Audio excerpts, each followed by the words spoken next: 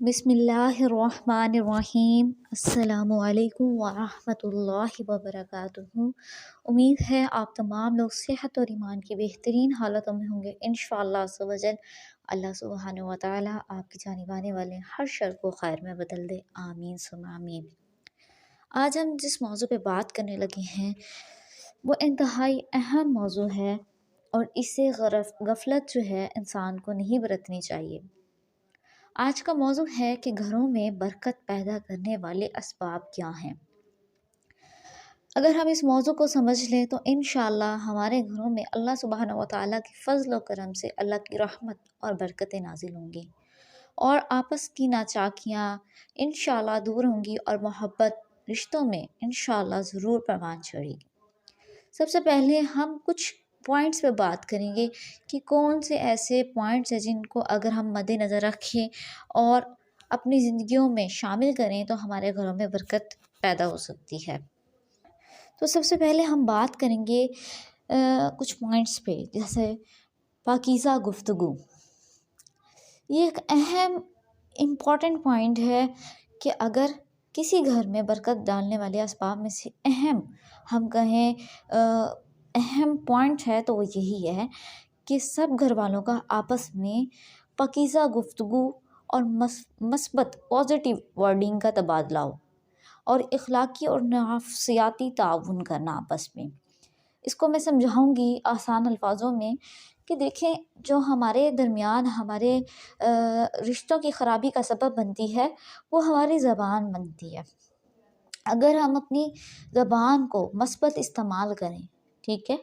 اور اخلاقیات کا مظاہرہ کریں اور اخلاق سے پیش آئیں، چاہے ہمارے گھر میں ہمارے والدین ہیں، ہم سے بڑے بھائی بہن ہیں یا چھوٹے بھائی بہن ہیں یا کوئی اور ہیں، تو ہمیں ان کے ساتھ مثبت الفاظ استعمال کرنے چاہیے، اور ہمیں ایک دوسرے کی نفسیات کو سمجھنا چاہیے۔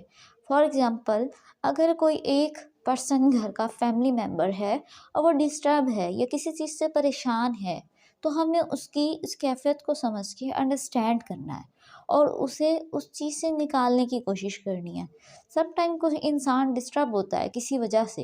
اور ہم کیا کرتے ہیں، اس کو مزید ڈسٹرب کرنے والے کام کر رہے ہوتے ہیں، یا شورغل یا کچھ اس طرح کا کوئی ایسی بات کہہ دیں جو اس کی نفسیات پر مزید نیگیٹو اثر ڈالتی ہے۔ تو ہمیں ایک دوسرے کے ساتھ پاکیزہ گفتگو استعمال کرنی ہے اور ایک دوسرے کے ساتھ اخلاق سے بات کرنی ہے، اور اب ایک دوسرے کی نفسیات کو اگر ہم سمجھ لیں تو ہمارے گھر میں یہ چیز بہت زیادہ سکون کا سبب بنے گی۔ دوسرا پوائنٹ پہ ہم بات کریں شفقت اور آسانی، کہ نبی کریم صلی اللہ علیہ وآلہ وسلم کے فرامین میں سے ایک فرمان یہ بھی ہے کہ شفقت اور نرمی کسی بھی چیز کو خوبصورت بنا دیتی ہے۔ بس معاملات میں نرمی برتنا برکت، اطمینان اور سکون کو دعوت دیتا ہے، تو نہ صرف دوسروں کے لیے بلکہ سب سے پہلے اپنی ذات ان چیزوں سے بہرور ہوتی ہے۔ تو ہمیں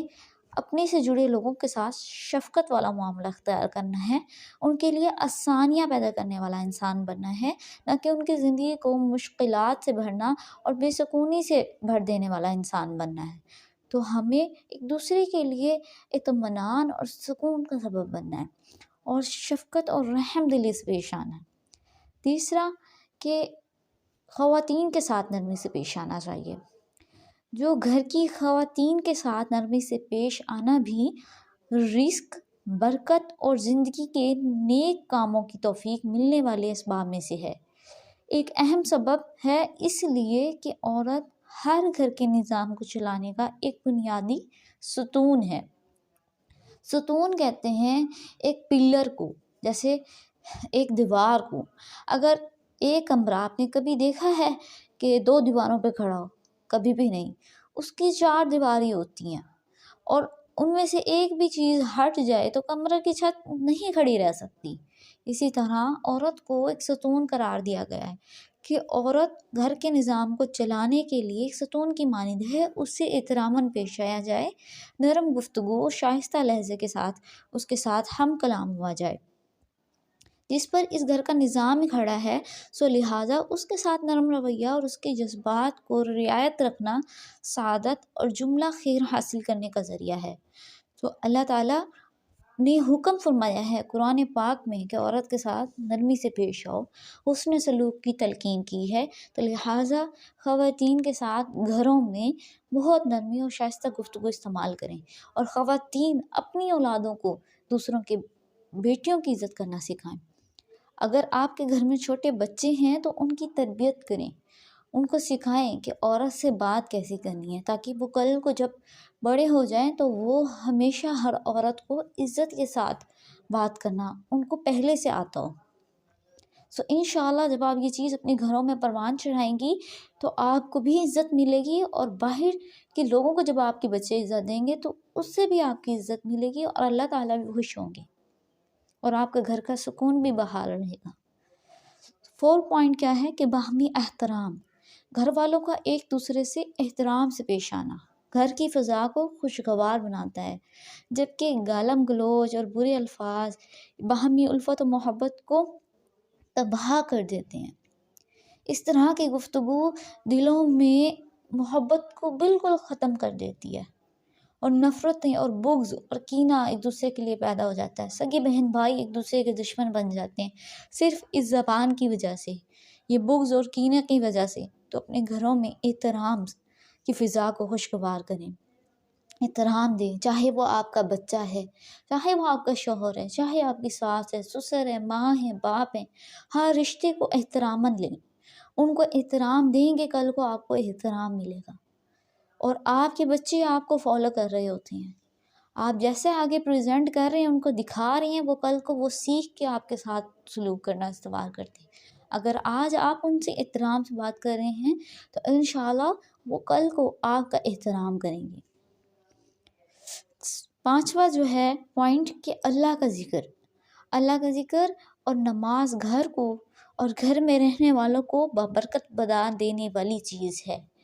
ہمیں ہر چیز کی فکر ہے، دنیا و مافیا، ہم چاہتے ہیں ہمارے بچوں کو ہر سکون ملے، ہمارے بہن بھائیوں کو یہ چیز ملے، ان کو کبھی یہ دکھ نہ ہو، ہمارے والدین کو یہ چیز ملے، یہ دکھ نہ ہو۔ لیکن ہم نے کبھی سوچا ہے کہ یہ دنیا تو عارضی ہے، ہمارے سکون، ہمارا جو کہتے ہیں نا دلی کیفیت جو ہے سکون کی، وہ ان چیزوں میں نہیں چھپی، وہ اللہ کے ذکر اور نماز میں ہے۔ تو اپنے گھر والوں کو اور خود کو اللہ کے ذکر اور نماز سے جوڑنے کی کوشش کریں، تاکہ اللہ تعالیٰ بھی خوش ہو، اور اللہ تعالیٰ اپنی رحمتیں اور برکتیں آسمان سے آپ کے گھروں پر نازل فرمائیں۔ ٹھیک ہے، نمبر 6، یہ 6 پوائنٹ ہے کہ شرکت اور میل جول، یعنی کہ گھر والوں کی کسی بھی کام میں باہمی شرکت، جیسے اکٹھا کھانا یا کسی تقریبات، کسی ایونٹس میں جانا، گھریلو نظام کی مسلسل بہتری والے امور میں حصہ لینا، یہ خیر و برکت سمیٹنے کا سبب ہے۔ اب گھر کے کوئی سے کام ہوتے ہیں وہ ایک ہی انسان کے ذمہ لگا دیے جاتے ہیں، بھئی یہ تو آپ کی جیسے نا فرض العین ہے اور ہم تو اس کو ہاتھ نہیں لگائیں گے، نہیں، ہر کام میں مل جل کے کام کرنے سے محبت بڑھتی ہے، کسی ایک کے سر پہ تھوپ دینے سے صرف بوجھ بن جاتے ہیں۔ تو اس لیے مل جل کے ہر چیز میں پارٹیسپیٹ کریں، کہیں جانا ہے تو آپ محبت سے جائیں، کس نے جانا ہے ایک بندے کے ذمہ نہیں لگائیں، ٹھیک ہے، کوئی کام ہے گھر میں، کوئی ایونٹ ہے، کہیں جانا ہے، کھانا کھانا ایونٹ تو ساتھ بیٹھ کے کھائیں۔ وہ ایک مشہور مقولہ ہے کہ جس گھر کے افراد ایک دسترخوان پہ کھانا کھاتے ہوں وہ ہمیشہ جڑے رہتے ہیں۔ آج کل یہ ٹرینڈ چل رہا ہے کہ کوئی صبح کس ٹائم ناشتہ کرتا ہے، کوئی صبح کس ٹائم، کوئی لنچ پہ کب کھائے گا، کوئی ڈنر کب کرے گا، تو سارے گھر کے افراد ہیں جو اپنی ہی ٹائمنگ بنائی ہوئی ہے، اپنی روٹین بنائی ہوئی ہے، الگ الگ، کسی وقت کس نے کھانا ہے، کسی وقت کس نے، تو اگر سب مل کر ایک ہی وقت کھانے کا رکھیں اور اس پہ مل بیٹھ کے ایک دسترخوان میں کھائیں تو اس سے محبت بڑھتی ہے اور اس طرح سے برکتیں بھی نازل ہوتی ہیں۔ نمبر 7، حمد و شکر، یعنی کہ اپنی زبان کو اللہ کی حمد و ثنا اور شکر کا عادی بنانا، اس کی نعمتیں بے حساب ہیں، اس پہ شکر ادا کرنا۔ خود بھی اپنی ذات میں موجود ہزاروں نعمتیں دیکھیں، گنیں، یہ آنکھیں، یہ کان، یہ سماعت، یہ چلنے پھرنے کی قوت، یہ صحت یابی، یہ اللہ کی بہت بڑی نعمت ہے۔ اگر آج کسی کا محتاج نہیں ہے تو اللہ کا شکر ادا کریں، اور اپنے گھر والوں کو بھی ان نعمتوں کا شکر ادا کرنے والا بنائیں، انہیں سمجھائیں کہ اللہ نے بہت کچھ دیا ہے۔ ہمیشہ ان لوگوں کو دیکھیں جو آپ سے نیچے ہیں، جن کے پاس آپ سے کم ہے ان کو نہیں دیکھے جنہیں اللہ نے آپ سے زیادہ دیا ہے، ان کی زیادہ آزمائش بھی ہے۔ اگر آپ کو کم عطا کیا ہے تو آپ کی کم آزمائش بھی رکھی ہے، آپ کا حساب بھی کم ہوگا۔ تو اللہ تعالیٰ نے ہمیشہ اپنے سے نیچے دیکھنے کے لیے کہا ہے کہ اپنے سے نیچے لوگوں کو دیکھیں۔ اگر آج آپ ایک گھر میں ہیں، آپ کے سر پہ چھت ہے، آپ کو ہاتھ پاؤں دیے ہیں، آپ کو 2 آنکھیں دی ہیں، آپ کو سننے کی سماعت، دیکھنے کی قوت، یہ بہت بڑی نعمتیں ہیں۔ ان پہ شکر ادا کریں، جن پہ یہ نہیں ہے ان سے پوچھیں۔ تو حمد و شکر اپنی زبانوں پر ہمیشہ استوار رکھیں، اپنے بچوں میں بھی یہ چیز ڈالیں، اپنے شوہر میں بھی، اپنے بڑوں میں بھی، اپنے چھوٹوں میں بھی، تاکہ آپ اور آپ کے رشتے ہمیشہ اللہ تعالیٰ سے کنیکٹڈ رہیں۔